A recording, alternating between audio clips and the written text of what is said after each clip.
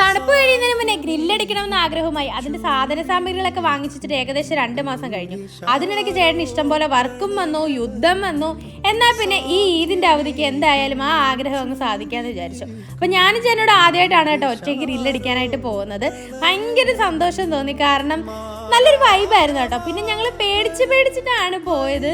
അവിടെ ചെല്ലുമ്പോൾ ആൾക്കാരുണ്ടാവോ, ദൈവമേ എന്തെങ്കിലും ഇഷ്യൂ ഉണ്ടാവോ എന്നൊക്കെ ഓർത്തിട്ട് എന്തായാലും രണ്ടും കൽപ്പിച്ച് ഞങ്ങൾ അവിടെ ചെന്നപ്പോഴാണ് മനസ്സിലായത് ഞങ്ങളെപ്പോലെ ഒരുപാട് പേരുണ്ടായിരുന്നു എന്ന്.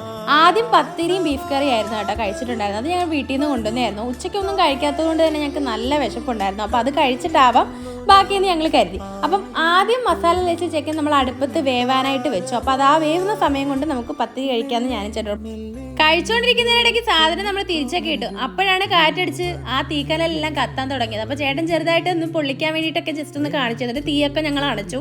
ഫസ്റ്റ് റോ ചിക്കൻ ഞങ്ങൾ സക്സസ്ഫുള്ളി കഴിച്ച് കംപ്ലീറ്റ് ചെയ്തപ്പോഴത്തേക്കും ആൾക്ക് ക്ഷീണമായി. കുറച്ച് നേരം ഞങ്ങളവിടെ ക്ഷീണിച്ച് കിടക്കുകയൊക്കെ ചെയ്തു.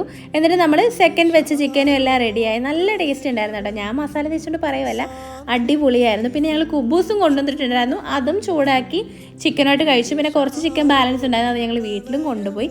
അപ്പം നമ്മുടെ ജീവിതത്തിൽ ഇങ്ങനെയുള്ള ചെറിയ ചെറിയ സന്തോഷമുള്ള നിമിഷങ്ങൾ കിട്ടുക എന്ന് പറയുന്നത് നമ്മുടെയൊക്കെ ഈ തിരക്കേറിയ ജീവിതത്തിൽ അതൊരു ഭാഗ്യം തന്നെയാണ് കേട്ടോ. ശരിക്കും പറഞ്ഞാൽ ഈ റംദാൻ്റെ അവധിക്ക് എനിക്കും ചേട്ടനും കൂടെ ഒരുപാട് ടൈം ഒന്നിച്ച് സ്പെൻഡ് ചെയ്യാനായിട്ട് പറ്റി.